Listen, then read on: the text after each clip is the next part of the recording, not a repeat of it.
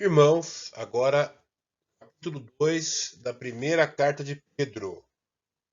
Acompanhe nos slides ou acompanhe na sua Bíblia.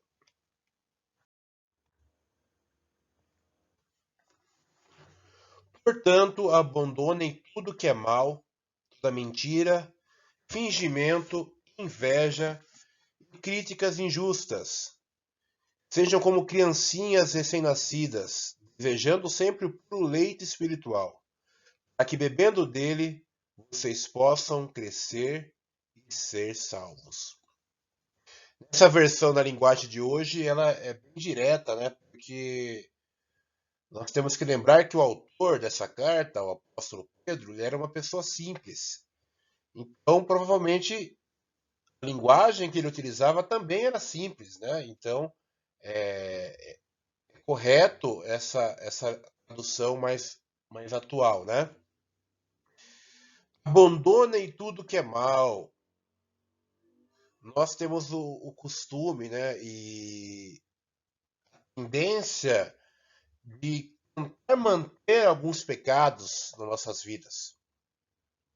Mas nós temos que ter esse esforço de tentar abandonar aquilo que é mal. O que é mal? Toda mentira. Não é um pedaço da mentira, né? Toda mentira é maligna. Todo fingimento, toda inveja e críticas injustas. Olha que interessante, né?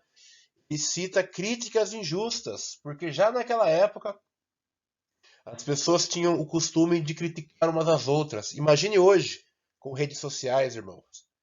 Então, evitar isso, né? Abandonar essa prática maldosa de criticar ao outro de uma forma injusta.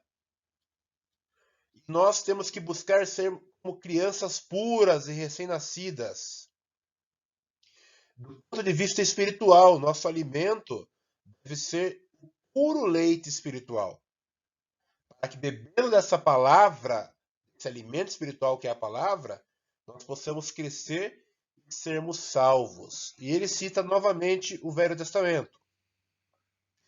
Vocês já descobriram por vocês mesmos que o Senhor é bom. Outra tradução está dizendo assim, ó. Provai e vede que o Senhor é bom. Bem-aventurado o homem que nele confia.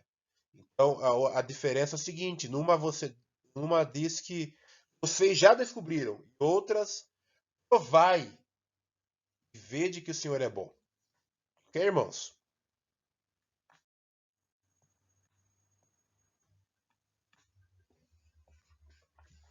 4. Cheguem perto dele a pedra viva que os seres humanos rejeitaram como inútil, mas que Deus escolheu como de grande valor. Vocês também, como pedras vivas, deixem que Deus os use na construção de um templo espiritual, onde vocês servirão como sacerdotes dedicados a Deus. Isso para que, por meio de Jesus Cristo, ofereçam sacrifícios que Deus aceita. A partir do verso 4, ele começa a usar a analogia de que Cristo é a pedra viva, é a rocha. Ok, irmãos? Lembrando que os humanos rejeitaram o ensinamento de Cristo. Ou seja, o mundo rejeita Jesus. Mas não interessa a opinião do mundo. Interessa que Deus escolheu Jesus Cristo como algo de grande valor,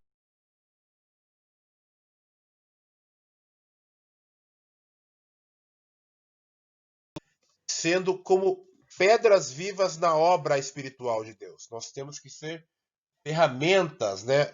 Algo que Deus nos molda para servir. Lembrando que sempre, ó, no versículo 5, servirão como sacerdotes. Deus é Senhor, nós somos servos.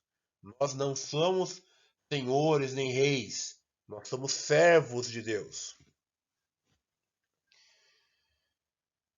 Por meio de Jesus Cristo, nós podemos oferecer sacrifícios que Deus aceite. Sem Jesus, não dá a ser aceito por Deus, irmãos.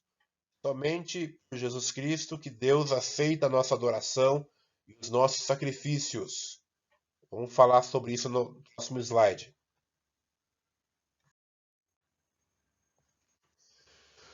Pois as Escrituras Sagradas dizem, em Isaías 28, eu escolhi uma pedra de muito valor, agora a põe em Sião, uma pedra principal do alicerce. Quem crer nela não ficará desiludido. Então, o que significa essa pedra de muito valor? Tem tradução que diz que é pedra angular, pedra de esquina. Deixei uma imagem para vocês terem uma noção do que significa isso.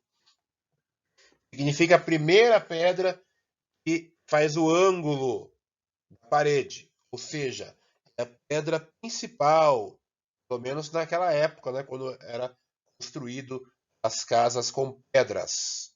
Irmãos, e Pedro está citando o texto de Isaías. Quem será que é essa pedra, né? O próprio Jesus Cristo. Deus escolheu ela, uma pedra de muito valor, colocou em Sião. Sião significa Jerusalém, irmãos, uma região ali de Jerusalém. Por isso, Jesus cumpriu as profecias e teve o seu ministério, seu sacrifício em Jerusalém.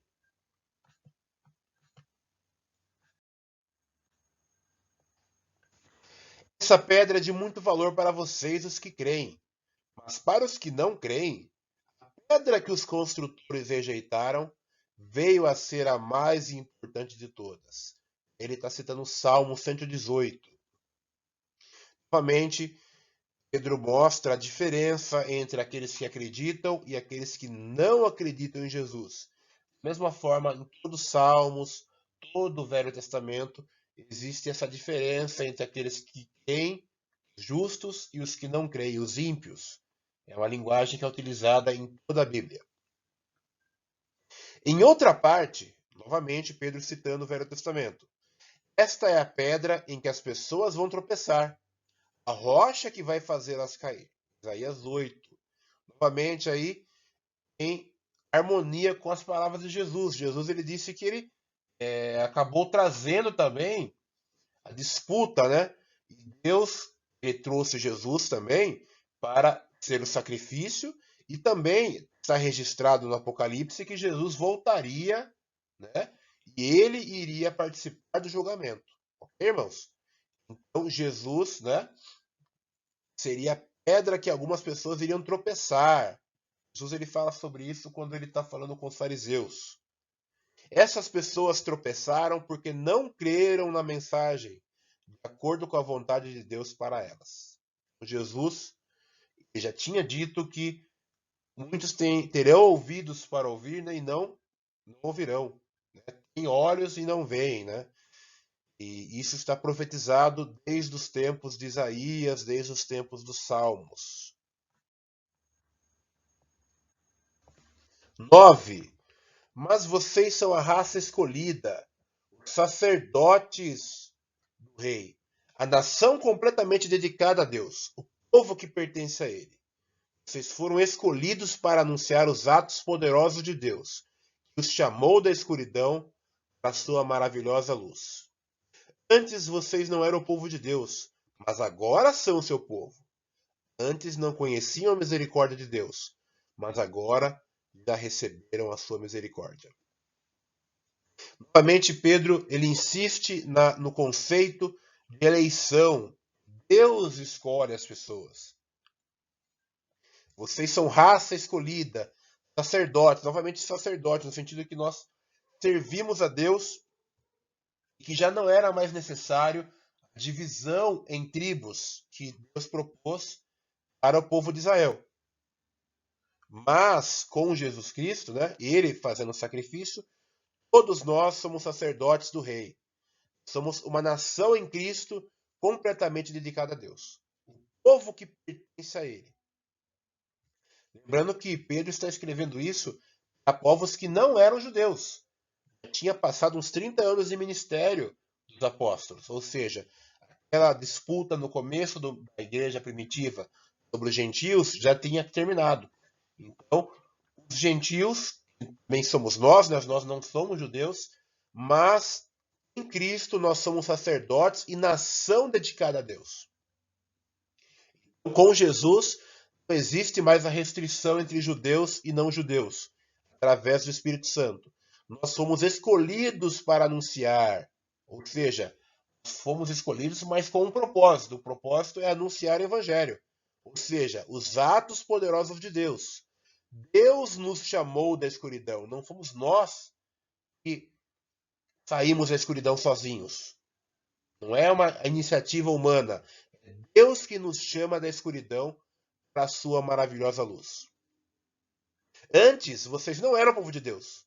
Lembrando que ele está falando para os gentios. Mas agora, em Cristo, né? Somos povos de Deus. Antes não conhecíamos a misericórdia, mas agora já recebemos a misericórdia. Ok, irmãos? Lembrar sempre disso, que Deus nos escolheu e agora nós podemos sentir e receber e conhecer a misericórdia de Deus. Ou seja, a misericórdia de Deus é aquilo que nos livra da perdição, do julgamento conforme os nossos pecados.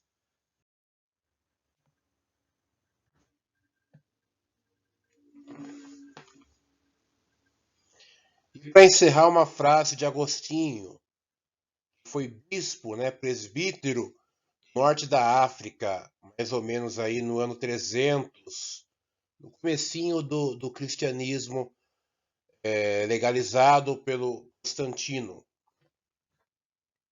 300 anos depois de Cristo, né? A graça de Deus não encontra homens aptos para a salvação, mas torna-os aptos para recebê-la. Espero que esses ensinamentos de Pedro fiquem no coração de vocês e que na próxima aula nós possamos continuar com o capítulo 2. Deus esteja abençoando a todos. Qualquer dúvida, sugestão, crítica, entre em contato comigo, Presbítero Felipe.